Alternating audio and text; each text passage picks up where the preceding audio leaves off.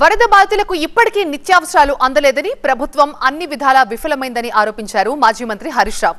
అయితే అన్ని విధాలుగా ఆదుకుంటున్నాం, ప్రతిపక్షం కావాలనే బురద రాజకీయం చేస్తోందంటూ మండిపడ్డారు మంత్రి ఉత్తమ్ కుమార్ రెడ్డి. ఆ కుటుంబాలను ఆదుకోండి. ఇప్పటికీ మంచినీళ్ళు పోలేదు, ఇప్పటికీ కరెంటు పోలేదు, మీరు ఫెయిల్ అయిపోయింది.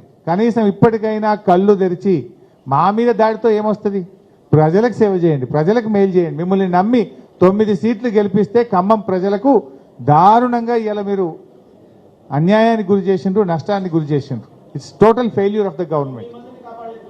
ఇలా కొద్దిగా మీరు జాగ్రత్త పడి ఉంటే, ముందస్తుగా మీరు సౌండ్ సిస్టమ్ పెట్టి ప్రజల్ని అలర్ట్ చేసి ఉంటే ప్రాణాలు కాపాడగలిగేది, ఆస్తి నష్టాన్ని నివారించే అవకాశం ఉండే. కానీ ఇక్కడ గవర్నమెంట్ యొక్క ఫెయిల్యూర్ అనేది చాలా స్పష్టంగా కనబడుతుంది.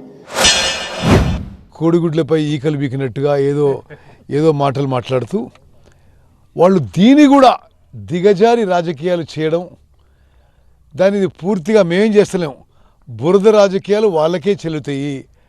అరే, ప్రజలు మిమ్మల్ని అసెంబ్లీ ఎన్నికల్లో చీకొట్టినరు, అసలు పార్లమెంట్ ఎన్నికల్లో నామరూపాల్లోకి చేసిండ్రు, అసలు రాబోయే స్థానిక సంస్థలు అసలే మీ రూపాలు ఉండవు.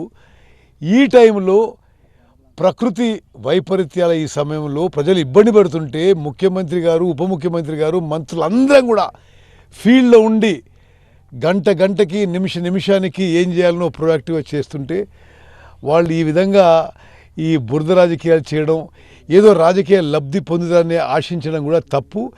ఈ బీఆర్ఎస్ పార్టీ వాళ్ళు ఈ విధంగా చేయడం ప్రజలు కూడా హర్షించడం లేదు.